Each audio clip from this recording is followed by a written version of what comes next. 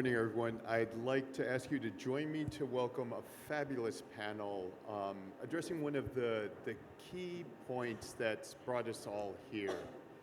And that point is the skill and the India's learning gaps and how partnering can help bridge those gaps. I love the fact that when we opened the conference with President Crow, he told the story of ASU's growth and the amazing things ASU's done over the last 25 years, noting that ASU could not have done that alone.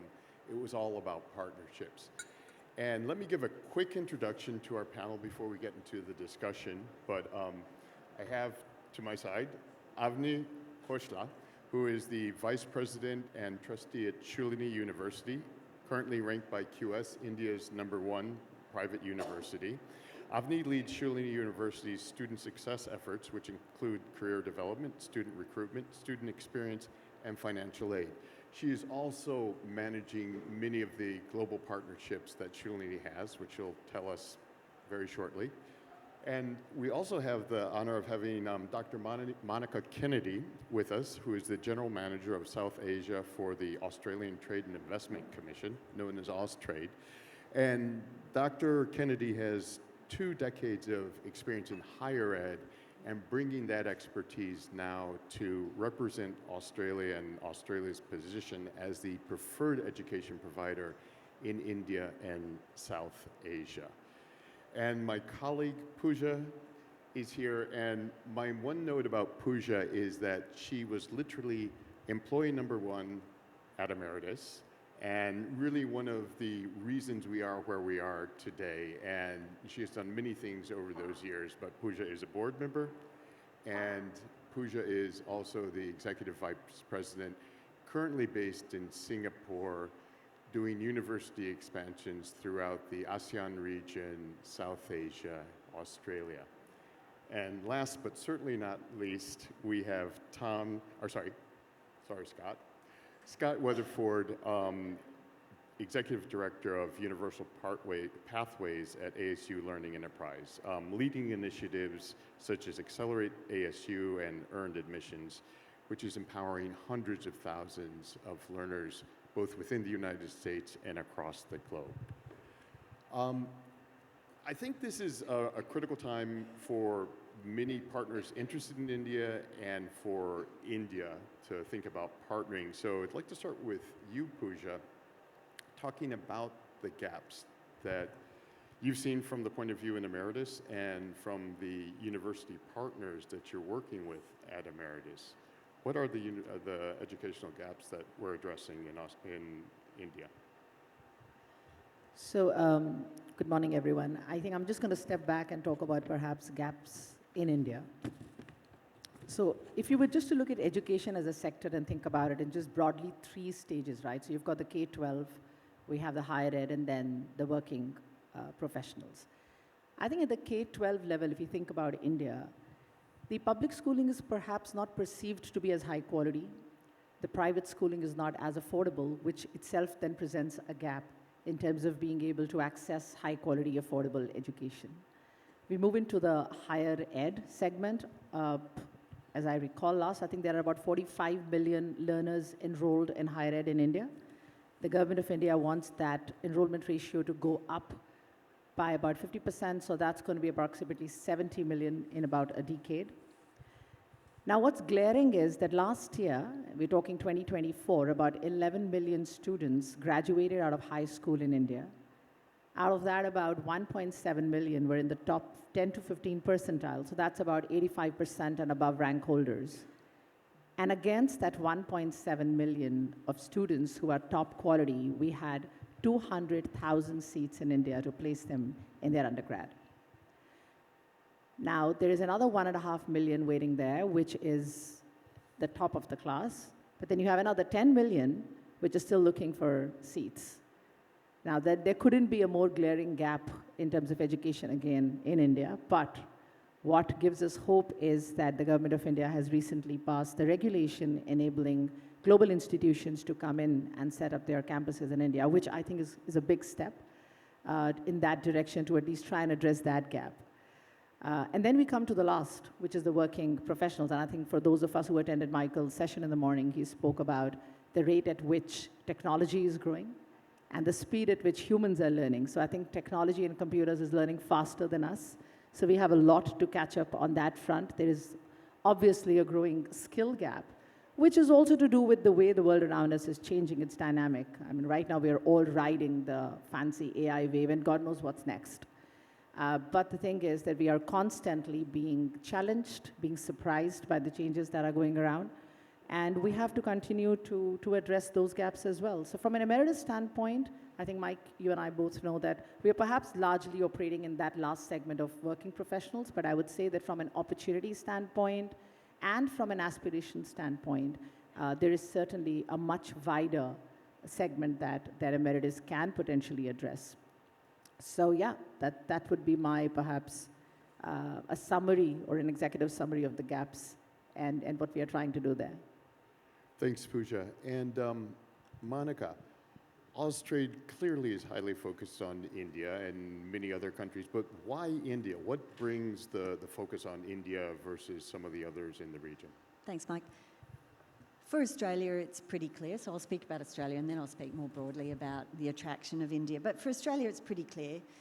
There's a really close alignment between Australia and India's interests and ambitions. You know, we have a close connection and a really clear complementarity on the things that we both need and the things that we have, and we're working really well together diplomatically to be able to enable opportunities from that alignment and complementarity.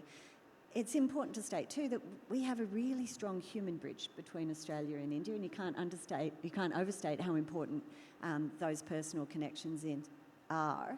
In Australia, we have about 1 million people of Indian heritage. Doesn't sound much in this land of big numbers here in India, but we only have 27 million people.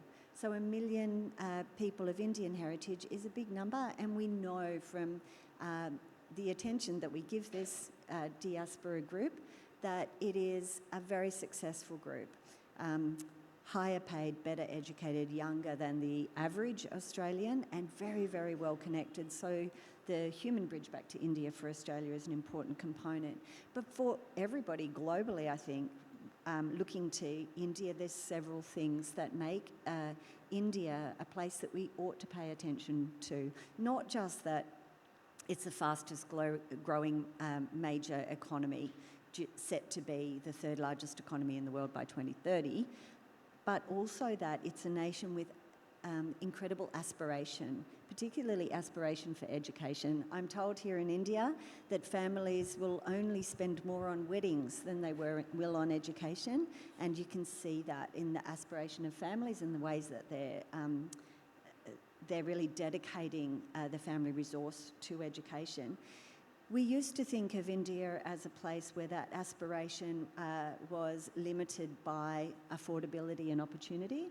It's no longer the case here. So on recent estimates, there's about 20 million people in India in the super rich category. That means for Australia about 370,000 Australian dollars for a household for a year. In American terms, that's about 230 US. It's 20 million Indian rupees. About 20 million people in that category, and that category is growing at about 11.3% a year. So there is growing, alongside the growing aspiration, is a really important opportunity for people to be able to engage with aspiration and to have choice in where they study, how they study, and what they study here in India. So that's been very important and should be important to all of us around the world. But at the same time, the national education policy has really lifted the heads of people in India and provided a mandate really to internationalise. And the national education policy has had real teeth in supporting India in its expansion of education, in the inclusivity of education, and in the quality that's demanded. And in each of these three areas, internationalisation comes some way to providing the answer. So for all of us, I think, around the world, it's a really clear answer when we ask the question, why India?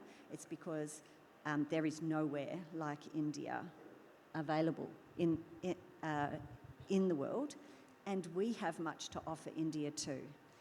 We have the opportunity that can support collaboration, internationalisation of education here, enable their aspiring Indians to travel abroad, and this is something that the Indian government is keen to do too. We have the opportunity to learn from India and its incredible successes as a nation at 1.4 billion people, and also to engage with the incredible scale that's available here. Great, and I have envy that you're so organized, whereas we're taking a more entrepreneurial approach from the United States. Avni, how about when you're collaborating with UK institutions, Australian institutions, American institutions, what about the localization challenge? How do you suggest we address that? Hi everyone. So Pooja and Monica have very clearly, established through numbers and the current relationships that we have that there's a huge gap in our country, and clearly that gap is not something that we can fulfill on our own. So it's but obvious that a lot of universities will look at India as a market. Now, when you talk about localization, Mike, I think it's a little beyond that. It's not just localization, it's actually contextualizing a product which is existing in some other market and bringing it into a country like India. And I think that localization / contextualization is not just at the curriculum level, it's at the product level. And I'll give you 3 examples. I think first, so I'm personally a huge fan of drag and drop, right? I believe the core skills remain the same across the board. If someone's teaching AI, data analytics, ML, it's pretty much, the core skills remain the same, and I think that's what you need to drag and drop into a country like ours, and we've done this with some very successful partnerships at Shulini. I think the second is the whole thing around cost. Every country has a different kind of a cost structure. You can't sell the same cost structures in Africa versus the UK versus in India versus some of the other countries. So I think it's very critical to think about the product also along with the cost that it's going to come with. And I'll give you a simple example. Unilever makes a very expensive detergent. It's called Surf Excel. But when Unilever went to the underdeveloped markets or the developing markets, it came up with something called WHEEL, WHEEL. It's a case study. Right, so they said, this is a mass market. We're not going to drop the quality below a certain extent, that's the standard, but we're going to bring it in such a price point that it continues to be WHEEL, it continues to be a Unilever product, and it becomes a mass product. So I think a lot of FMCG companies, automotive companies have done that kind of value engineering already in India. And how do you now bring that value engineering in education through a US degree or a UK degree or an Australian degree and sort of contextualize it to India? I think the third's going to be distribution, again, a very critical part of any product. India is a very large market, and unless foreign universities coming into India think of ingenious distribution channels, the product and the pricing alone is not going to really make a mark. So I think from that perspective, drag and drop, contextualize not just the curriculum, but also the product in terms of distribution, cost. And yeah, look at the fact that there are a lot of SMEs which are now moving on to different kinds of tech. So how do you make sure that an Indian student studying AI or data analytics also understands the local business context? So I think that will be my input. Thank you. Excellent. And Scott, ASU is known for driving scale, maintaining quality, as Avni is mentioning, and creating access, getting price points down. What are your thoughts about the opportunities in India and how you can bring that ASU quality, scale, and access? Yeah, when we have been thinking about scale and scaling across the world, we've really landed kind of on 3 things that are really important for us that we've found. And the panel has touched on a lot of them. But the first is affordability, obviously, and we were talking about that just a minute ago. But we really have to think differently about affordability when it comes to higher education. ASU believes that access to education is something that everybody deserves, and so you have to think differently. So for example, our universal learner courses, which is one of the products that I oversee, just thinking completely different. Normally higher education, we say, student, give us the money, good luck, right? But we have your money. Universal learner courses, we flipped it on its head. So we said, you can take the course for a very, very minimal fee, and then if you pass and you like the grade, then you can pay us. It's a very different model obviously puts a lot of stress on us, right, to make sure that we are delivering something that's engaging, that's interesting, that students can do well at, but it still has to be rigorous, has to have the same learning objectives, has to have the same assessments where possible. These are courses that learners can get credit from ASU for on an ASU transcript. And they're open to anyone in the world, right? So we have learners very young, we have learners in their 80s taking these courses, and all over the world, thousands and thousands of students. So we have to be able to deliver them at scale. And then the other thing besides affordability that's really important is culturally relevant, right? So when you have something that you feel like is an excellent learning solution, and you feel like it might be drag and drop, when it drags and drops into that other space, you need someone there who can help make sure that it really does drag and drop, and you just don't think it does, right? You need somebody to tell you, yes, these things work that you have. Here's some other things that maybe you don't have that we could use, and figure out if you can do that. But that's where the partnerships are so key. So partnerships with folks like Emeritus, who help us bring our career catalyst courses to places like India, where thousands of learners are taking those upskilling courses. 250 different courses. But we don't necessarily know which courses are the ones that are going to resonate here, right? We need people on the ground who can do that for us, who know the culture, know the language, everything else. When you're thinking about scale, you can't be an expert on everywhere all at once. It's just not possible, not even for ASU. And then finally, I would say the last piece that's important and kind of builds off that is language, right? So language access. So thinking about how you can work with partners to tell you when you need to take your learning solutions. You know, and AI can really help with this, but somebody in a previous panel said, you still need some people to do some work to make sure that the language is really good, especially if we're talking about 4-credit courses, right? It needs to be really tight. The nuances of language, the context is really important. So for example, our partners in Mexico, in Central America, and Latin America that we work with really expressed, hey, we'd love to have some of these specific career catalyst courses in Spanish. So we worked to develop those, so taking something that's drag and drop, but then putting a layer on top of it to make it sure that it works for those specific contexts.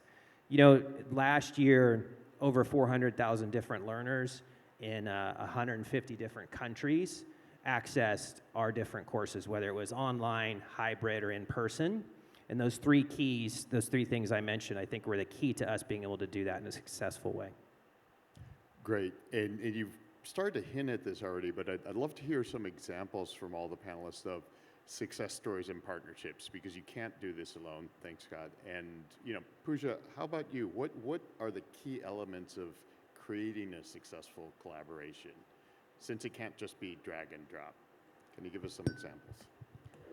Creating a successful collaboration. Look, let me just perhaps try and give an example of that, right, if I Please, could. yeah. So going back to the mission of Emeritus, which is enabling and creating access for high-quality, top, affordable education, we discovered this absolutely fantastic university, beautiful campus, high-quality research, fantastic faculty, amazing, pedigree, hidden away from India for many, many years. And for those of you who haven't been to the campus of University of Western Australia, must take a trip down that lane. It's absolutely gorgeous. And we discovered that, and we said, look, here is an amazing institution, one of the top ranked in Australia. Why is it hidden away from a country where there is a gap for high quality education? And we sort of tried. We enabled what we do, which is brought a partnership together between a top Indian institute, which is IIM Kozhikode, and UWA into India. Now, while we enabled that, if I was to step back, what was the success? What really led to it? I think I would go back entirely to the strategic vision of the Vice Chancellor of the university, of the entire leadership team. In fact, one among the leadership is here right in the room, and I'm so happy to see Jennifer here as I talk about our partnership. Thank you, Jennifer. But really, it started with that, with the strategic vision. And I remember meeting the VC a few years ago, and he's saying, look, I have this vision, I have this ambition that we need to look beyond Australia, and my region is Indo-Pacific. And I said, okay. And he said, I want to get students from everywhere outside, but I really want to focus on Indo-Pacific for now to bring them into Australia. It started with that one vision, and then of course came in readiness and willingness, and then what we tried to do.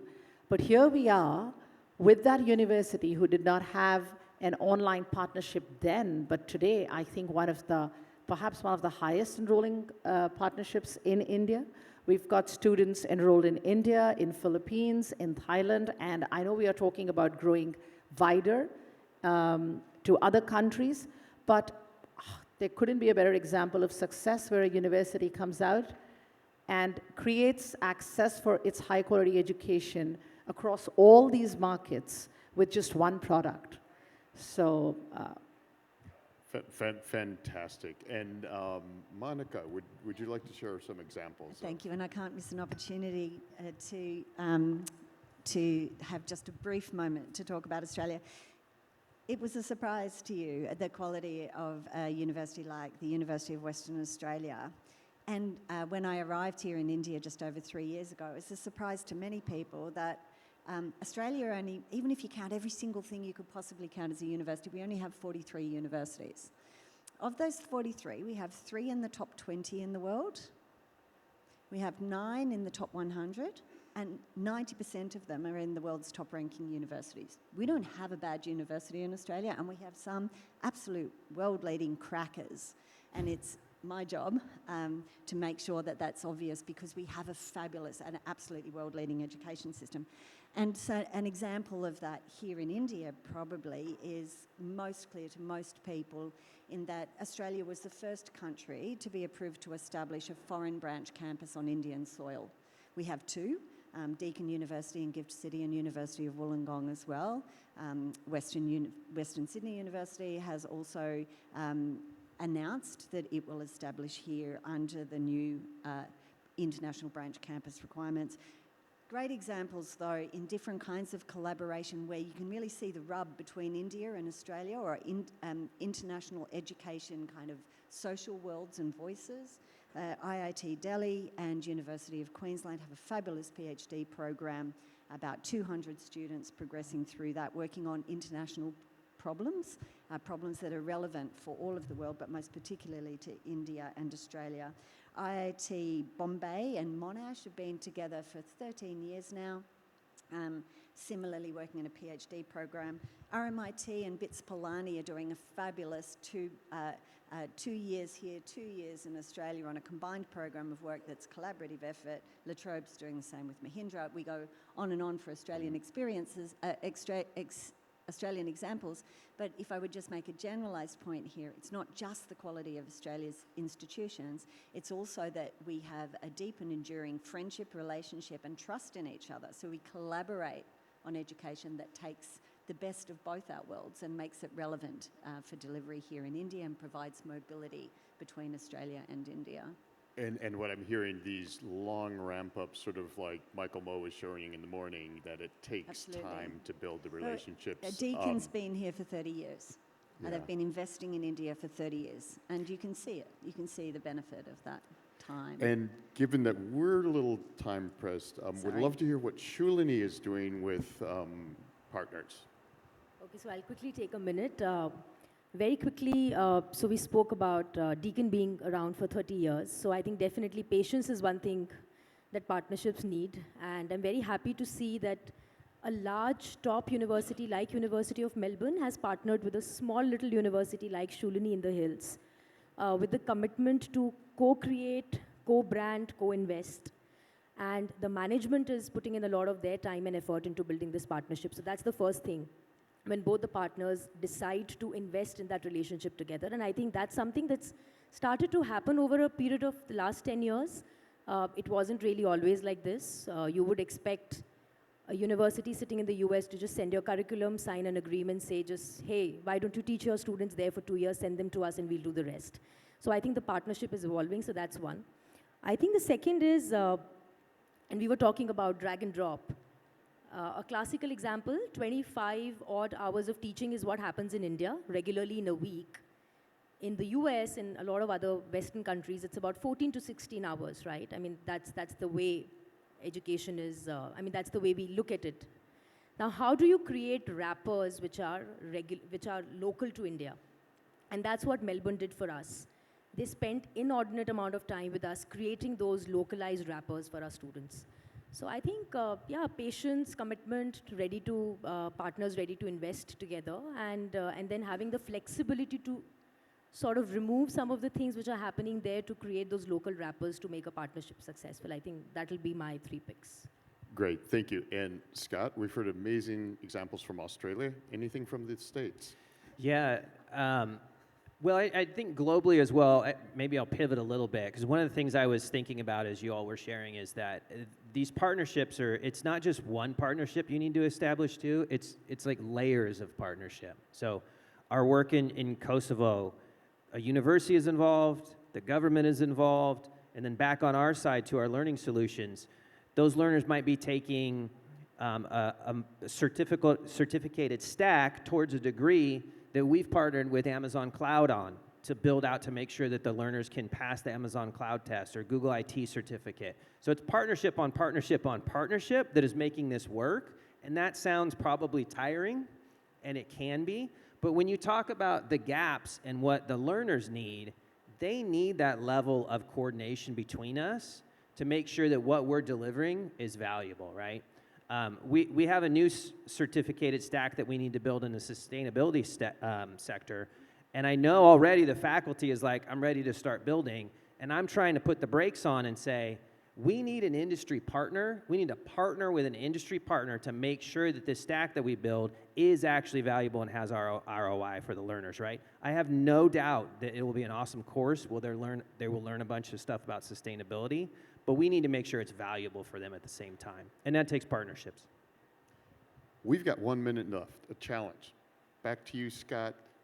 3 words about what makes you excited about the next 3 years. What are you doing?